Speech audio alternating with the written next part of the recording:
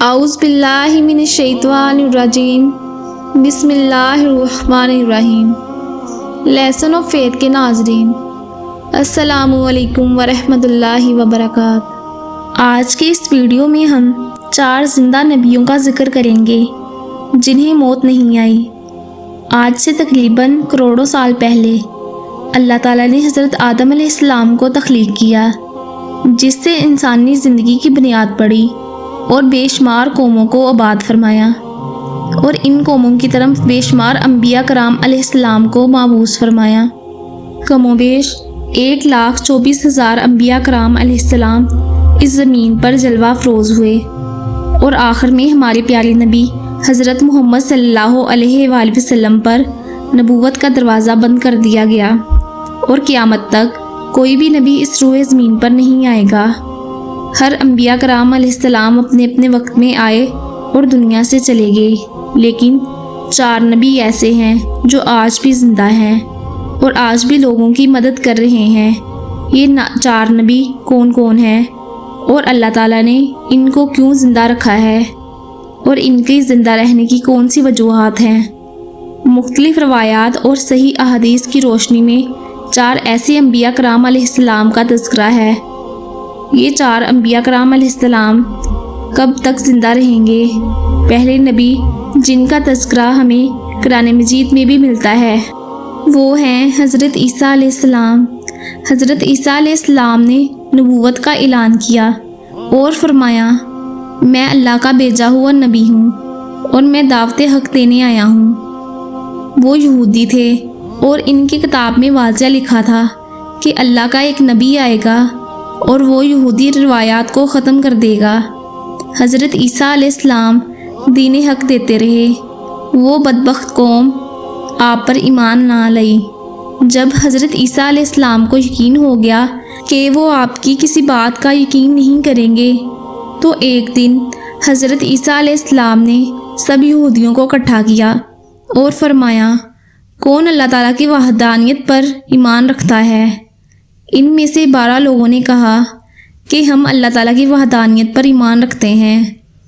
ان 12 خوش نصیبوں کے علاوہ باقی تمام قوم حضرت عیسیٰ علیہ السلام کو جھٹلاتی رہی اور وہ آپ کو قتل کرنے کا ارادہ کرنے لگی۔ اس کام کے لیے انہوں نے طوطی انوس نامی شخص کو مقرر کیا۔ جب اس نے قتل کرنے کا ارادہ کیا تو ایک فرشتہ اللہ تعالیٰ کے حکم سے زمین پر آیا اور حضرت عیسیٰ علیہ السلام کو اپنے ساتھ آسمانوں کی طرف لے گیا۔ تب حضرت عیسیٰ علیہ السلام کی ملاقات اپنی ماں یعنی حضرت مریم علیہ السلام سے ہوئی، اور انہوں نے حضرت عیسیٰ علیہ السلام کو گلے لگایا۔ حضرت عیسیٰ علیہ السلام نے فرمایا، اب ہماری ملاقات روز قیامت ہی ہوگی۔ جب کافی دیر تک طوطی انوس باہر نہیں آیا تو یہودیوں کو تعجب ہوا۔ وہ یہ دیکھنے کے لیے حضرت عیسیٰ علیہ السلام کے گھر کے اندر چلے گئے تو وہ یہ دیکھ کر حیران ہو گئے کہ جو شخص سولی پر ہے اس کی شکل تو حضرت عیسیٰ علیہ السلام سے ملتی ہے، لیکن یہ ان کا وہی بھیجا گیا شخص تھا جو قتل کرنے کے ارادے سے آیا تھا۔ اسی وجہ سے یہودی 2 گروہوں میں بٹ گئے اور ان میں بہت سی لڑائیاں بھی ہوئیں، اور اسی طرح اللہ تعالیٰ نے سورۃ نساء میں فرمایا، اور ان کے اس کہنے کی وجہ سے کہ ہم نے اللہ تعالیٰ کے رسول حضرت عیسیٰ علیہ السلام کو قتل کیا، حالانکہ انہوں نے قتل نہیں کیا اور نہ ہی انہوں نے سولی پر چڑھایا، مگر ان کے لیے کسی کو حضرت عیسیٰ علیہ السلام کا ہم شکل بنا دیا۔ اور بے شک جو لوگ اس کے بارے میں اختلاف کر رہے ہیں وہ لوگ شک میں ہیں اور ان کے پاس کچھ بھی علم نہیں، مگر یہ لوگ گمان کی پیروی کر رہے ہیں۔ حضرت عیسیٰ علیہ السلام کو اللہ تعالیٰ نے آسمانوں کی طرف اٹھا لیا، اور اللہ تعالیٰ بے شک غالبت حکمت والا ہے۔ احادیث میں ہے کہ نبی کریم صلی اللہ علیہ وآلہ وسلم نے فرمایا کہ اللہ تعالیٰ نے حضرت عیسیٰ علیہ السلام کو آسمانوں کی طرف اٹھایا اور پھر انہیں قیامت سے پہلے زمین پر بھیجیں گے، اور وہ سنت نبوی کے مطابق زندگی گزاریں گے۔ حضرت عیسیٰ علیہ السلام ہی سلیب کو توڑیں گے اور دجال کا خاتمہ کریں گے۔ زمین پر اسلام کو پھیلائیں گے اور آپ کو گنبد خضرا میں دفن کیا جائے گا۔ وہ لوگ جو اس بات پر یقین رکھتے ہیں کہ معاذ اللہ حضرت عیسیٰ علیہ السلام سولی پر لٹکائے گئے، دراصل قتل کر دیے گئے، تو وہ دائرہ اسلام سے باہر ہیں اور وہ لوگ شرک کر رہے ہیں۔ اب بات کرتے ہیں دوسرے نبی حضرت خضر علیہ السلام کی، جنہیں اللہ تعالیٰ نے زندگی عطا کی ہوئی ہے۔ وہ اس دنیا میں موجود ہے، لیکن ظاہری طور پر تب تشریف لائیں گے جب دجال نکلے گا، تب لوگوں کو اللہ تعالیٰ کی وحدانیت کی طرف بلائیں گے۔ آپ نے صحابہ کرام کو حضرت خضر علیہ السلام کا قصہ سنایا۔ آپ صلی اللہ علیہ وآلہ وسلم نے فرمایا کہ حضرت خضر علیہ السلام کا باپ ایک بادشاہ تھا، آپ کو بادشاہت سونپنا چاہتا تھا، لیکن حضرت خضر علیہ السلام کو دنیاوی بادشاہت سے لگاؤ نہیں تھا۔ آپ نے اپنے والد گرامی سے کہا کہ میں دنیا کی بادشاہت نہیں کرنا چاہتا۔ ایک جنگل میں چلے گئے اور عبادت الہی میں مشغول ہو گئے، اور اسی دوران آپ کا گزر ایک چشمے آب حیات سے ہوا اور آپ تاحیات زندہ رہنے میں کامیاب ہو گئے۔ آپ کا تاحیات زندہ رہنا کئی روایات میں تذکرہ ملتا ہے۔ حضرت انس رضی اللہ تعالیٰ عنہ ایک روایات نقل کرتے ہیں کہ میں اور حضرت محمد صلی اللہ علیہ وآلہ وسلم ایک پہاڑ سے گزر رہے تھے تو ہمیں ایک شخص کی آواز سنائی دی کہ اے اللہ، مجھے حضرت محمد صلی اللہ علیہ وآلہ وسلم کا امتی بنا دے۔ آپ نے حضرت انس رضی اللہ تعالیٰ عنہ کو فرمایا کہ جاؤ پتہ کرو کہ یہ آواز کہاں سے آ رہی ہے۔